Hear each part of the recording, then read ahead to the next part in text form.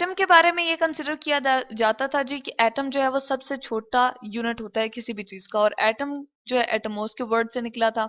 और इसके तीन फंडामेंटल पार्टिकल के बारे में बताया था जी, एक इलेक्ट्रॉन था, और एक इसी तरह से प्रोटॉन था, और एक न्यूट्रॉन।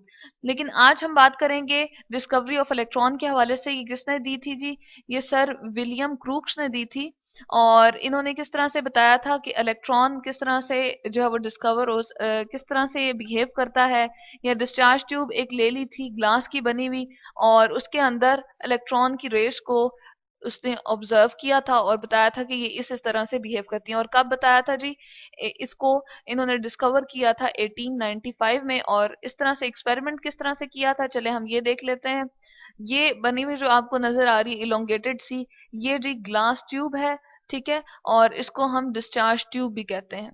ग्लास ट्यूब या डिस्चार्ज ट्यूब क्यों कहा जा रहा है? डिस्चार्ज ट्यूब एक शीशे की बनी हुई ऐसी ट्यूब होती है जिसके अंदर बहुत प्रेशर कम रखा जाता है। किसी भी गैस का प्रेशर बहुत कम होता है, और वो कितना होता है जी? 0.0001 एटीएम। जिस तरह एटीएम जो है वो यूनिट है प्रेशर को मेजर करने का। हमारे इन्वायरमेंट में जो गैस मौजूद है, जिस तरह ऑक्सीजन है, नाइट्रोजन है, ये सारी इन्वायरमेंट में जो गैसेस मौजूद हैं, इनका कितना प्रेशर जी? 1 एटीएम है। जबकि हम इसको जब यूज कर रहे होते हैं तो इसका कितना होता है? 0.001। तो यहाँ पर एक ऐसी गैस बीच में रखी जाती है जिसका प्रेशर बहुत लो होता है, और साथ में ये करते हैं कि इवैक्यूएशन कर देते हैं, वैक्यूम पंप लगाया होता है, और एक्स्ट्रा गैसेस को क्या कर देते हैं जी?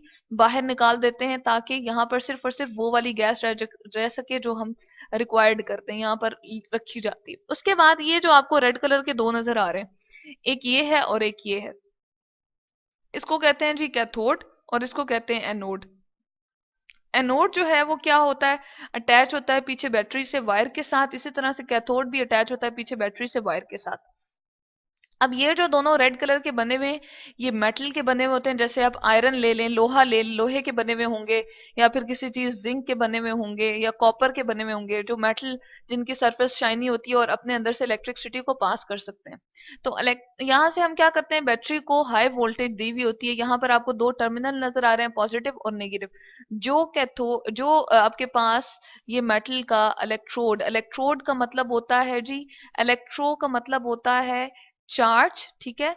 और टोड यानी कि एक ऐसी हमने मेटल की एक प्लेट से बना दी है जिसके अंदर से चार्ज जो है वो क्या कर सकता है? मूव कर सकता है। तो हम कह देते हैं कि ये जो है आपके पास क्या है?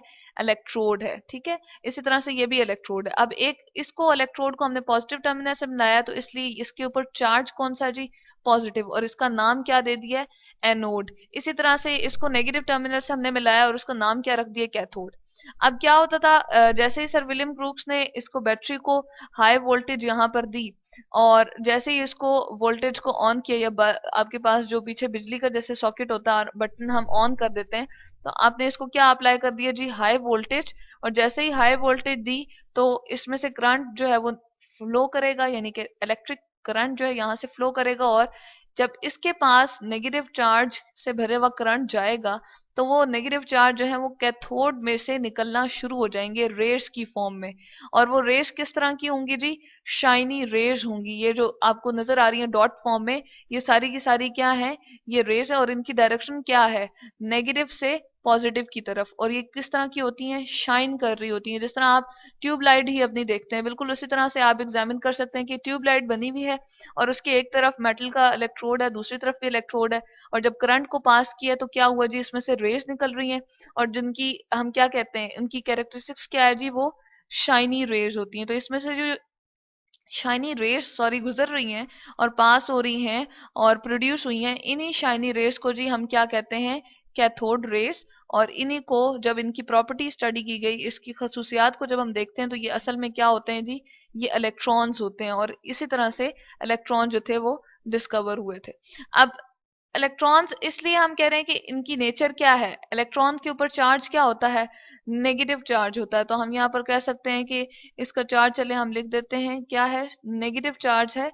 और जैसे ही इनके ऊपर नेगेटिव चार्ज होता है, तो किस की तरफ अट्रैक्ट होंगे? अपने ऑपोजिट एक चीज चार्ज के ऊपर, ऐसी चीज की तरफ अट्रैक्ट होंगे जिसके ऊपर ऑपोजिट चार्ज होगा, नेगेटिव। हम कहते हैं कि इस तरह से होता है तो इसका ऑपोजिट जो होगा वो पॉजिटिव होगा, तो इस तरफ अट्रैक्ट होती हैं और बिल्कुल ये परपेंडिकुलर मूव करती हैं। जैसे ये आपको इलेक्ट्रोड नजर आ रही है, ये चले हम यहाँ बना देते हैं, इस तरह की बनी हुई है और इसमें से परपेंडिकुलर निकलेंगी, यानी कि बिल्कुल यूं सीधी निकलेंगी और इनका एंगल क्या होगा जी, यहाँ पर 90 होगा। तो हम कहते हैं कि ये जो रेस निकल रही होती है कैथोड रेस, ये कितने एंगल पे निकलती हैं जी, इलेक्ट्रोड के सरफेस के 90 एंगल पे निकलती हैं और हम कहते हैं ये परपेंडिकुलरली आगे सीधी जो है वो मूव कर जाती हैं, किसकी तरफ जाती हैं, एनोड की तरफ, जिसके ऊपर चार्ज क्या होता है, पॉजिटिव। तो ये सारा हमारे पास क्या था, एक्सपेरिमेंट जी कैथोड रेस का, और इस तरह से ये प्रोड्यूस होती रही और इनकी हम कैरेक्टरिस्टिक्स को, प्रॉपर्टीज को, यानी कि खसूसियात को हम दोबारा से एक और वीडियो में जो है वो डिस्कस करते हैं।